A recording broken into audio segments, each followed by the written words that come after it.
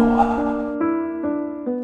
Madalas akong tanungin kung bakit walang kahit ano nakasabit o nakadikit sa mga pader ko. Kahit pintura man lang wala. Akala nila trip ko lang. Baka raw minimalist ako. Sabi ng asawa ko, ang bahay na walang kahit anong disenyo sa pader ay parang hindi pa tapos. Binibiro naman ako ng mga kaibigan ko na para daw akong laging handang lumipat kinabukasan. Ngumingiti lang ako at iniiba yung usapan. Kasi ang hirap ipaliwanag ng katotohanan. Hindi naman sa ayoko sa mga pader. Ang ayoko ay ang maisip kung ano ang posibleng nasa likod nito. 9 na taon gulang pa lang ako noon nung lumipat kami sa isang lumang townhouse sa may labas ng bayan. Hindi naman kalakihan ng bahay. Pero nakakuha ng mas magandang trabaho ang tatay ko at iginiit ng nanay ko na kailangan na raw namin magsimula ulit. Excited na excited ako noon kasi unang beses sa buong buhay ko na magkakaroon ako ng sarili kong kwarto. Nasa dulo yon ng hagdan, katapat ng banyo. Makaitid ang kwarto at medyo tabingi. Parang napagod na sa kalagitnaan ang gumawa ng bahay kaya naisip niyang optional na lang ang mga tuwid na linya. Kupas na dilaw na bulaklak ang design ng wallpaper at may isang bintana na nakaharap sa kalsada. Nakadikit ang kama ko sa kaliwang pader. Normal lang ang unang linggo. Eskwela sa umaga, cartoon sa gabi. Pagsapit ng oras ng tulog, sobrang pagod ko na para mag-isip ng kung ano-ano. Pero isang gabi, habang pilit ako natutulog, may napansin akong kakaiba. May yumbok. Maliit lang. Halos hindi mapansin. Ang wallpaper sa tabi ng kama ko ay nakausli ng mga 1 pulgada. Inabot ko iyon at pinisil. Bahagya itong lumubog. Parang may bakanting espasyo sa likod. Laging sinasabi ng tatay ko, luma na ang bahay. Normal lang ang lumulundo. Normal lang ang umiinit. May sariling personalidad ang mga lumang bahay. Sapat na paliwanag na yon para sa akin. Hanggang sa lumipas ang pangatlong gabi. Nagising ako bandang hating gabi. Wala namang dahilan. Hindi ako binangungot. Wala ring kakaibang ingay. Bigla ko lang naramdaman na hindi ako nag-iisa. Madalas ay may nararamdaman ng mga bata na binabaliwala lang ng mga matatanda. Alam kong parang katawa-tawa pakinggan yun ngayon. Pero malinaw na malinaw ko pa rin naaalala. Pakiramdam ko, may iba akong kasama sa kwarto. Sumisilip ang liwanag ng buwan sa kortina at gumuguhit ng mapuputlang parisukat sa sahig. Mukhang normal ang lahat hanggang sa napatingin ako sa umbok. May gumagalaw sa ilalim ng wallpaper. Hindi malaki, hindi biglaan. Isang mabagal lang na pag-alon. Parang may kung anong nagpapalit ng pwesto sa ilalim ng wallpaper. Nanigas ako. Sobrang lakas ng tibok ng puso ko na akala ko maririnig ayon ng kung sino man o kung ano man ang nasa likod ng pader. Pagkatapos, tumigil uli ang lahat. Kinumbinsi ko ang sarili ko na guni-guni ko lang yon. Kinabukasan, hinawakan ko uli ang bahagi ng pader. Wala. Matigas. Pantay. Tinawanan ko pa nga sarili ko hanggang sa dumating ulit ang gabi. At muli, nagising ako sa parehong nakakakilabot na pakiramdam. Bumalik ang umbok. Mas malaki na. Halos 10 minuto ko itong tinitigan. Walang nangyari. Kalaunan, ipinikit ko ang mga mata ko at pinilit ang sarili kong makatulog. Ilang linggong nangyari ang ganon. Araw-araw, laging lampas hating gabi. Laging pareho. Lumilitaw ang umbok. Minsan mas malaki, minsan mas maliit. At pagsapit ng umaga, nawawala naman. Hindi ko yun sinabi kahit kanino. Hindi dahil sa tingin kong hindi ako paniniwalaan ng mga magulang ko, kundi dahil nahihiya ako. Parang may kakaibang pakiramdam na hiya. Na para bang kapag sinabi ko iyon, malalaman ng kung ano mang nagtatago sa likod ng wallpaper na napansin ko siya. Kakaiba talagang mag-isip ang mga bata.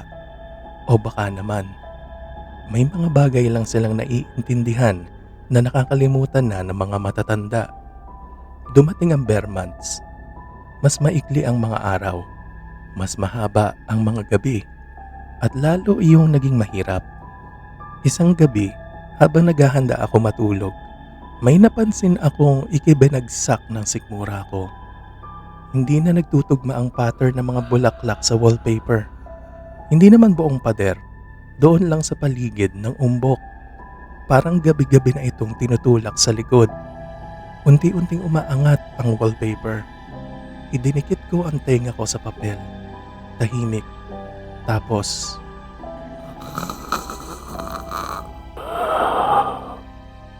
napaatras ako. Isang kalmot. Mabagal. Sinadya. Hindi daga. Hindi tubo. Isang kalmot lang. Tapos, katahimikan ulit. Sa kwarto ng mga magulang ko, ako natulog nung gabing yun. Akala ng nanay ko ay binangungot lang ako.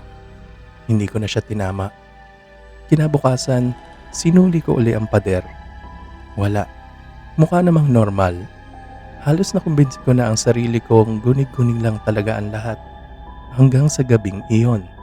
Bandang 2:00 na madaling araw, nagising ako sa tunog na hindi ko makakalimutan hanggang sa ngayon. May napunit. Mahina lang. Dahan-dahan akong dumilat. Tinatamaan ng liwanag ng buwan ang pader. At muntik na akong mapasigaw. Nakaumbok palabas ang wallpaper. Hindi 1 pulgada, hindi 2.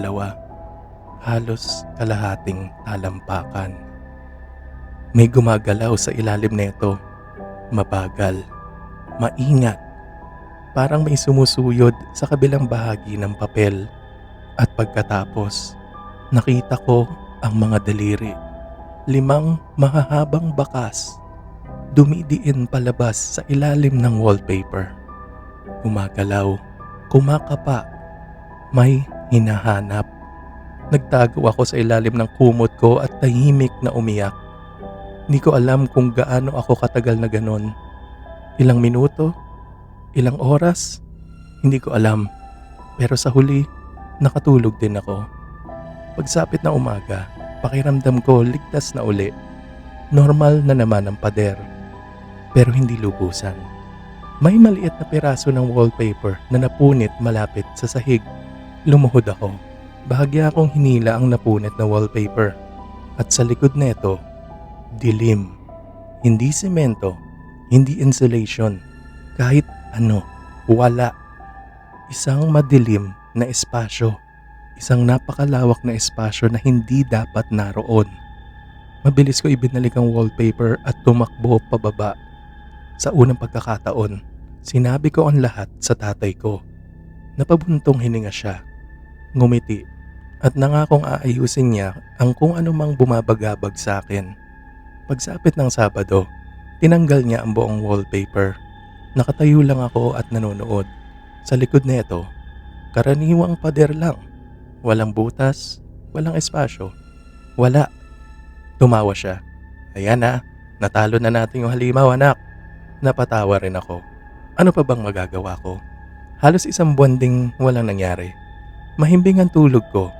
Bumalik sa normal ang lahat.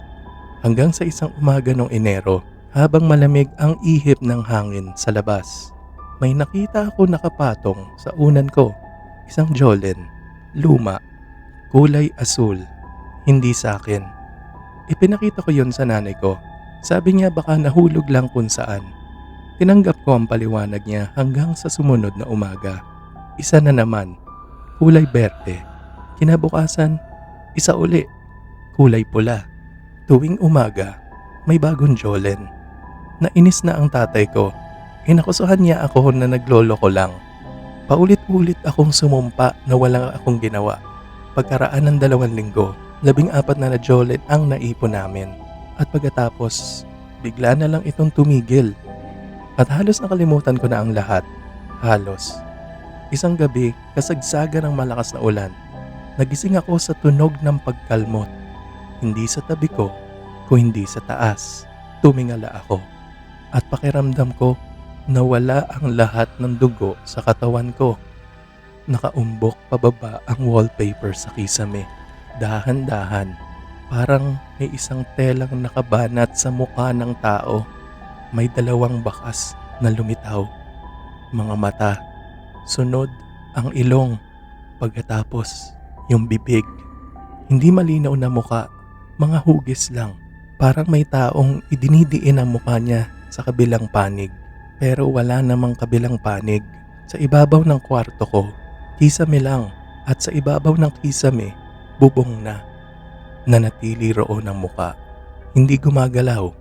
Nakatingin lang sa akin. Pagkatapos, unti-unting may isa pang hugis na lumitaw sa tabi neto. Mas maliit. At isa pa. At isa pa. 4 na muka. Tahimik. Nakadikit sa kisame. Nakatingin lang sa akin. Napasigaw ako. Agad na pumasok ang tatay ko. Binuksan ang ilaw. At nawala silang lahat. Tumanggi na ako matulog uli doon sa kwarto na yon. Walang sinabi ang mga magulang ko na nakakapagbago ng isip ko. Sa huli, sumuko rin sila. Inilipat nila ako doon sa guest room sa ibaba. Makalipas ang 1 buwan, nadiscover nilang grabe na pala ang water damage sa kisame. Kinailangang baklasin ang buong kisame. Pinanood ko mula sa ibaba habang nalalaglag ang mga tipak ng plywood. Walang sikretong kwarto, walang crawl space. Wala. Puro kahoy at insulation lang.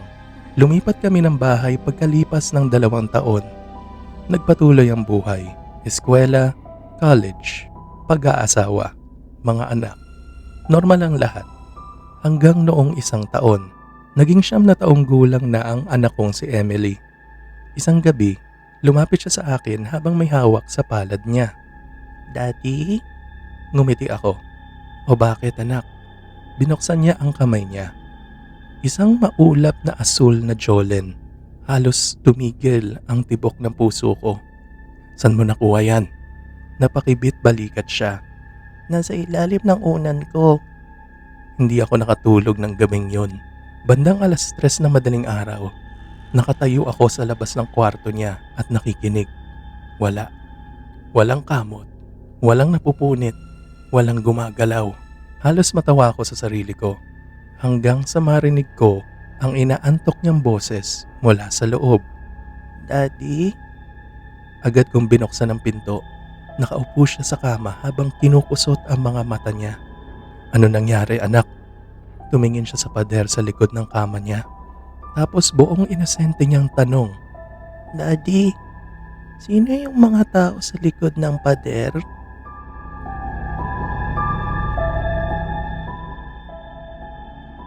Maraming salamat sa pakikinig, kaibigan. Kung nagustuhan mo ang storya natin ngayong gabi, pwede mo bang bigyan ng like ang video na ito? At kung talagang kinalabutan ka, siguraduhin mag-subscribe para sa mas marami pang kwento galing sa ligaw na kaluluwa.